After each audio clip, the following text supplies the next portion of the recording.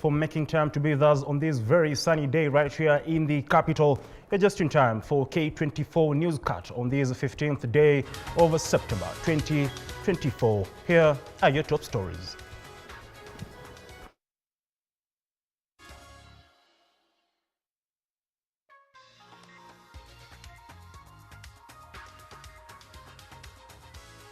I am Ian Keitani. Several students from Katoloni Mixed Secondary School were rushed to Machakos Level 5 Hospital after sustaining serious injuries following an inferno that engulfed two dormitories. The situation led to parents storming the institution to check on their children's welfare, but were repelled by police officers. The inferno, whose cause is still unknown, is said to have started at around 9 p.m. yesterday night and left several students with breathing difficulties.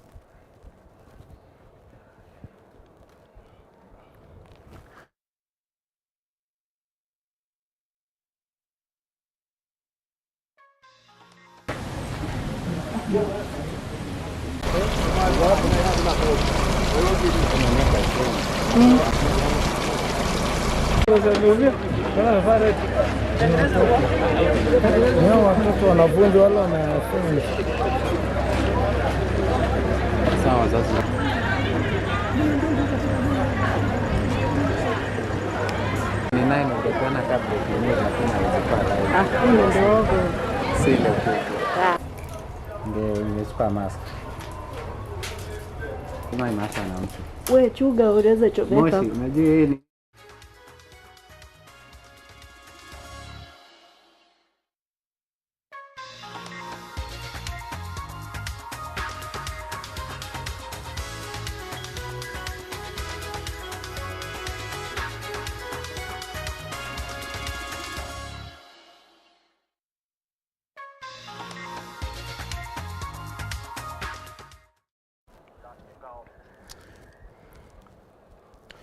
Moving forward, two muggers have been shot dead at a motorbike they were using to escape burnt to ashes by an angry mob in Mihango area, Utawala, after they were caught trying to snatch a phone from a pedestrian. Area residents have been on high alert in recent weeks following a spike in cases of robbery. Law enforcers have since been urged to step up their efforts to ensure the culprits are brought to book.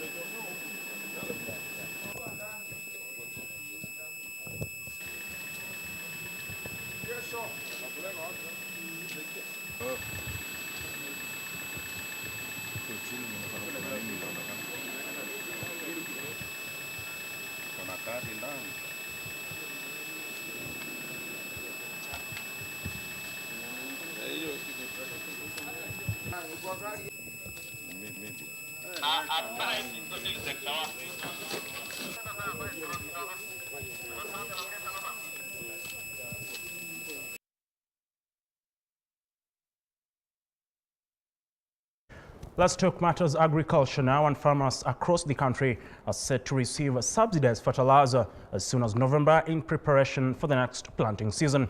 This is according to Agriculture PS Kiprono Rono, who said rather the government has moved to fix issues that of course robbed the distribution of fertilizer last year, with many farmers being sold substandard fertilizer. At the same time, the PS revealed that the country has recorded a bumper harvest this year, and the ministry is currently working on a plan to help farmers mitigate post-harvest losses that stand at 30%.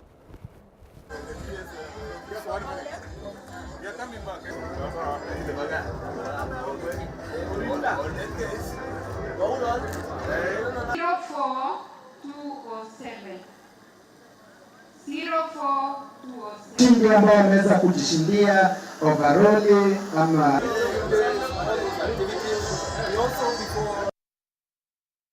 but we always make sure that farmers get first priority and also farmers get the best price for their crops. So we have directed NCPP to continue supporting farmers, and this time round we have moved ahead to get fertilizers very early so that by November we have fertilizers in all our depot, and then farmers are able to collect them early enough for the long rain. And this time round, you'll be collecting your fertilizers from National Cereals and Produce Board Depot, Agrofeds, Farmers Cooperatives, SACCOs, KFA, Kenya Farmer Association, among others. And it will be through consignment basis, crop-specific, and meets the right quality.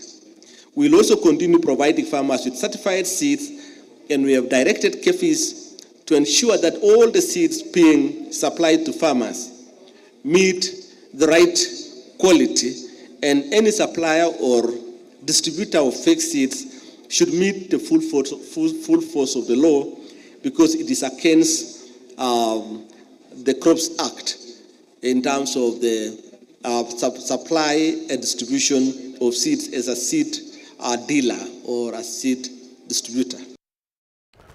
Let's talk matters health, and Kiambu Governor Kimani Wamatangi has ordered investigations into allegations of malpractice by a few health workers accused of colluding with the private clinics to deny patients services and medication in order to refer them to private facilities. The governor noted that although his administration had made significant investments in the health sector by securing drug supplies and acquiring necessary equipment, some unscrupulous individuals were purposefully depriving patients of care and treatment and referring them to particular private facilities.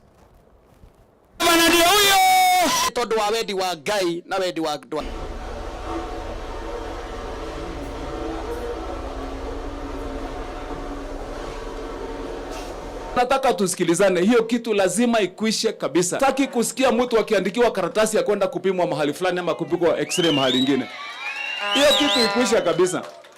Ikwishe kweli kweli. Na tafadhali, sisi tunapenda nyinyi madaktari, tunawapenda nyinyi, ni watu wamefanya kazi, mumesoma, lakini mkubali. Na kama kuna mkora mmoja kati ya watu 20, leteni hiyo mkora tutoe. Ama namna gani jameni? Yes. Tutoe hiyo. Kama ni mtu mmoja unaona haendi vizuri kama in charge wa hii facility, sema huyu haendi mzuri, huyu haendi mzuri. Tutoe hiyo watu, ndio ubaki na watu wasafi wenye watatusaidia kumaliza hii shida. Kwa vile mimi nasikia vibaya sana kulingana na ile jukumu mimi nimetia kule kwa ile headquarter na kutorosha wakora wote. Mliona hata juzi mimi tulienda mpaka kotini kustaki watu ile tumeshika wakiiba madawa, na madawa inakuja. Mliona juzi watu wa KEMSA wametoa ripoti, na iko hiyo ripoti hata mlizungusha. Nataka hata mlete hiyo ripoti hapa. Wanasema county ile haina deni hata shilingi moja ya madawa ni Kiambu kwa wale watu wa KEMSA. Kwa vile madeni yote nililipa ile ilikuwa huko ya madawa, walikuwa wanakataa kupatia Kiambu madawa. Nikalipa hiyo deni yote. Sasa itakuwaje madawa inakuja? Sina deni hata dururu moja kwa watu ya KEMSA. Nyinyi wenyewe ndio mnaandikanga ile dawa inahitajika na hawa watu hawaone madawa. Mimi nimesema kutoka sasa kuendelea, dawa zikikuja hapo kwa pharmacy, dawa zote ziwekwe hapo, watu waone dawa zimejaa, zipo. To the coast region now, and Mombasa County Government has launched a crackdown on street akins and street families who have been a nuisance to residents, saying that lately the port city of Mombasa has witnessed a surge in street families who have jammed all the major streets in the CBD to the sharing of pedestrians and shoppers. The street akins have been reported to harass pedestrians and motorists even in broad daylight. County Chief Officer in charge of governance on the Serikali Mtaani initiative, that is Abdallah Daleno, led county inspectorate officers in the clampdown on the major streets, vowing to make sure the tourist city is safe amid reports of street akins and street families terrorizing residents. He further noted that they will partner with the national government to devise a strategy of rehabilitating the street akins. Wamewachosha watu wa Mombasa kuweza kuwaibia na kuattack watu wengi. Sasa hivi hapa hivi tulipofika hapa hivi tumepata kijana moja ameshika mama mpaka matiti na tumemwarrest, na hatutataka Mombasa kuwe na watu wahalifu ambao wako hapa hivi. Sisi kama department tunataka kupartner na national government kuhakikisha tunaweza pata namna ya kuwarehabilitate wale ambao wanaweza kuwa rehabilitated, tuwapatie namna ya kusurvive badala ya kubakura watu hapa na pale. Kwanza nataka kushukuru county government ya Mombasa kwa kuleta ile mpango wa kutoa street families kwa barabara. Tumeona kuwa wamekuwa dhiki na wanasumbua watu. Pia nataka kusema hivi, shida hii imekutokana na ile mpango wa Mombasa Cement kuweza kukulisha watu asubuhi, jioni na chakula cha mchana. Hatusemi huku wa mpango mbaya, lakini sasa umeleta madhara yake ambayo yanasumbua mji wa Mombasa, ambapo Mombasa tunajua ni mambo ni tourist attraction. Back to the capital, Nairobi's air quality is quickly deteriorating, with pollution levels hitting dangerous highs. This situation is now raising alarm among health and environmental experts who warn that immediate action is needed.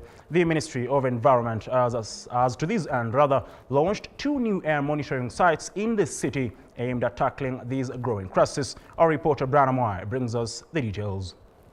Above the World Health Organization's recommended 5%. Mombasa Kibaki has a QI of 15%. These are things I've been educated about of recent. Against WHO's standard of 5%. So if we look at 15% versus 5%, we can see that the quality of our air is not doing very well. We are bordered by Dandora dump site. It accounts for 178% of QI. We note that these air pollutants, they also account for $140 million USD expenditure in Nairobi City County government. And that is something that has to be taken care of. And at Mama Lucy, we always say that we will strive for excellence when we get partners that are very supportive to us.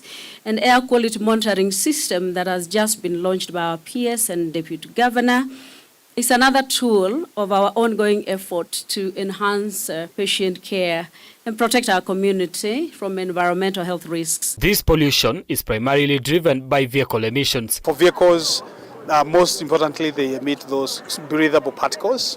But more importantly, they also a huge source of the gas phase emissions, what we call the volatile organic carbons.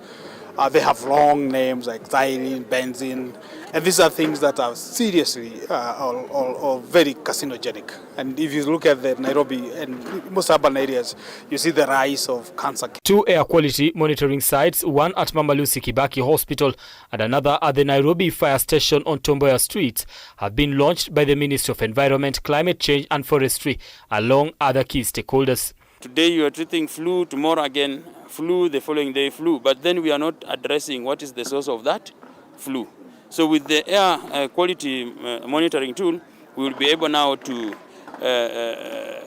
zone different people and different areas and then be able to address using the community health interventions. In the next few months, Nairobi will have around 37 air quality monitors, hopefully in every ward, but those will be low-cost monitors, which are not reference grades, but we will be calibrating them here before we deploy them into the field. So we'll get a lot of data in terms of understanding how the air quality is in Nairobi. A pollutant emission inventory, we can model, we can predict the trends, and also have the capacity to enforce air quality standards, and also put in place the relevant legislative and administrative frameworks, and also able to provide regular, online, real-time air quality reports, just like what we do for the weather forecasting. These sites will provide critical data to understand the sources of pollutants and their impact on public health. Health practitioners are already seeing the effects of poor air quality, with Mama Lucy Hospital recording an increase in respiratory illnesses and even premature birth. Experts will focus on pollutants like particulate matter and black carbon, which pose severe health risks. The hope is that data from these sites will lead to stronger policies and action to protect Nairobi residents. Brian Amuai, K24. Now, AMG Realtors have opened the 3rd library in Kibra constituency to support the needy children to do their homework and studies. Led by the director and founder AMG, Andrew Muthe Gitau, they urged children and young teenage mothers to utilize the library that has been equipped with all textbooks and storybooks to help students who are unable to possess one to benefit. The library has since been dedicated to former Kibra MP Ken Okoth. Na stima, kutakuwa na desk mahali utakaa, vile maisha yake ilibadilika. Mjua ya kwamba watoto mkikuja hapa mtapata vitabu zote. Naitwa Agnes Waruguru, mpigieni makofi. Sio mzungu, ni Mwafrika. Month of September 2024, as we celebrate our 12th year in business, for every 100,000 that you invest with us, we commit as AMG Foundation to buy 12 books that we are going to donate to the existing libraries. Even better, if you pay any amount from 500,000 shillings, every 500,000 shillings paid at once will generate, or we commit to buy a computer for these same libraries. For every 2,000 books that we are able to purchase because of your investment, we are going to put up a brand new library. So for example, if you buy Sayari Gardens, Malindi, which 1/8 of an acre goes for 150,000, immediately we will be able to buy 18 books, no additional cost to you. Well, on that particular note, we just take our first breather. We'll be back in a moment.